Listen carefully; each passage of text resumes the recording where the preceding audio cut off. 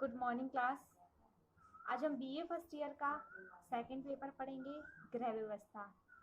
इसमें हमारा टॉपिक जो हम पिछली क्लास में पढ़ रहे थे उसी को कंटिन्यू रखेंगे। कला के तत्व, जो हमारी हेडिंग थी कला के निम्न तत्व, उसमें दो हेडिंग्स हमारी कंप्लीट हो चुकी थी, रेखा, लाइन और आकार, शेप। ये दो हेडिंग्स कंप्लीट हो चुकी थी। आज हम थर्ड हेडिंग इसकी लिखेंगे, बनावट, टेक्सचर।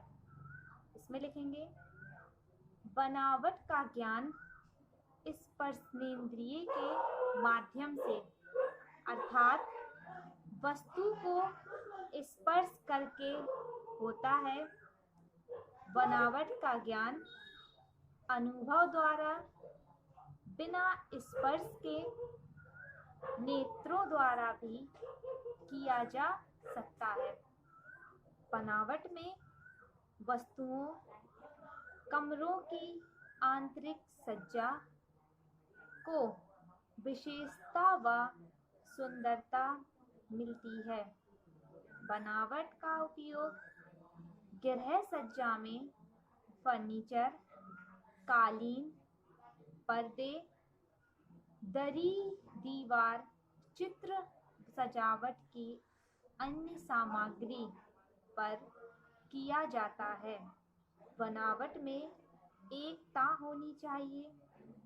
सजावट करने में निम्नलिखित बनावट मुख्य हैं। इसको पॉइंट्स में लिखेंगे।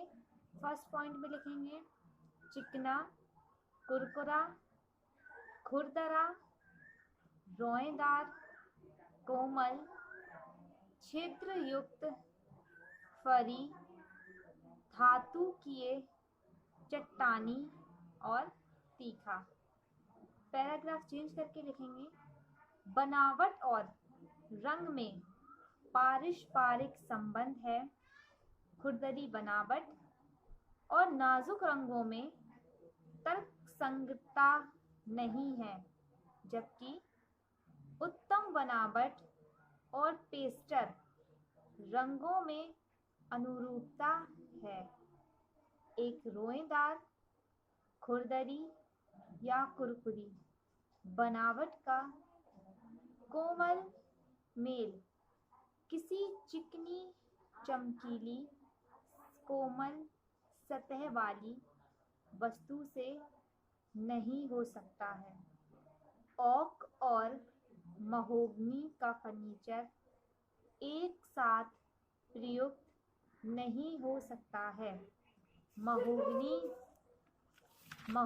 के फर्नीचर के लिए उत्तम रेशमी, मलमल, साटिन आदि कोमल पदार्थों की आवश्यकता होती है, जबकि ओक के लिए खुरदरी बनावट वाली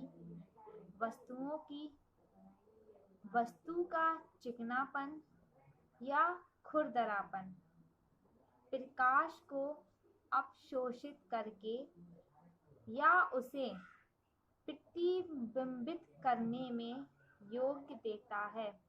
अब इसमें हेडिंग डालेंगे बनावट की, बनावट का उपयोग। इसमें लिखेंगे बनावट कला का वह तत्व है जो वस्तुओं, आंतरिक भागों, भवनों और भूदृश्य उद्यानों को विशेषता और सुंदरता प्रदान करने की दृष्टि से मूल्यवान है।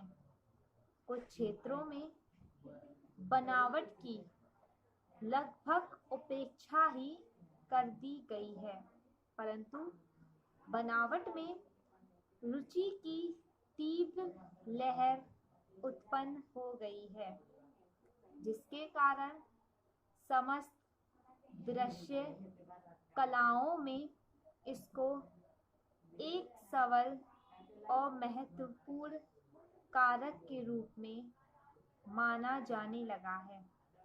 पैराग्राफ चेंज करके लिखेंगे 19वीं शताब्दी में चित्रकार अपने समय के परिष्कार को अभिव्यक्त करते हुए यथासंभव चिकने धरातल वाले चित्र बनाते थे। 20वीं शताब्दी के चित्रकार तेलयुक्त रंगों का गाढ़ा खुरदरापन व प्रबलतापूर्ण चित्र बनाते हैं।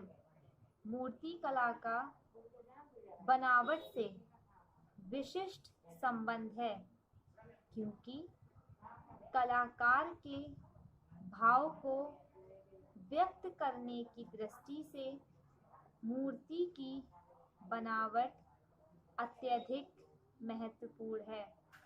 वस्तु कलाकार भवन निर्माण की सामग्री का सुंदर उपयोग बनावट संबंधी गुण प्रदान करने में करता है। विभिन्न पदार्थों की भौतिक रचना स्पर्श संबंधी प्रभाव उत्पन्न करती है, जिससे वस्तु को विशिष्ट गुण प्राप्त करने में सहायता मिलती है। वस्तु का चिकनापन या खुरदरापन प्रकाश को अवशोषित करने या उसे प्रतिबिंब करने में योग्य देता है। इसलिए इसकी दृश्य एवं बनावट संबंधी विशेषताओं पर बाहरी एवं आभ्यंतरिक दोनों ही बनावटों पर विचार किया जाना चाहिए। वास्तुकला के आधुनिक स्कूल सामग्री की बनावट पर बल देते हैं। आभ्यंतरिक सजावटकर्ता बनावट के महत्व के प्रति अधिकाधिक सजग हो रहे हैं।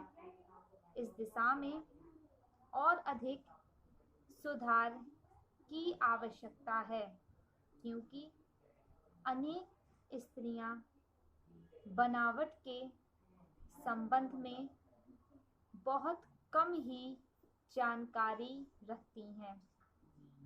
बनावट की अनुभूति में परिष्कार इस तथ्य की ओर संकेत करता है कि रंग और बनावट में पारस्परिक संबंध विद्यमान है। खुरदरी बनावट और नाजुक रंगों में तर्क संगतता नहीं है, जबकि उत्तम बनावट और पेस्टल रंगों में अनुरूपता है। अब इसी में पैराग्राफ चेंज करके लिखेंगे। कमरे अथवा घर को सजाते समय सर्वप्रथम लकड़ी के फर्नीचर का चयन करना चाहिए, क्योंकि घर में प्रयुक्त अन्य सभी बनावटें लकड़ी की बनावट के अनुरूप होनी चाहिए। प्रत्येक प्रकार की लकड़ी देखने वालों के हृदय में अपनी विशिष्ट भावना उत्पन्न करती है। पाइन व ओक शक्ति का महोगनी और रोजवुड सुंदरता का संकेत करती है।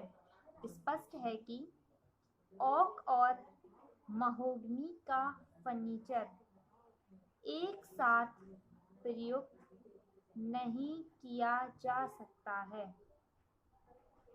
अखरोट की लकड़ी वास्तव में बनावट के लिए माध्यम का कार्य कर सकती है।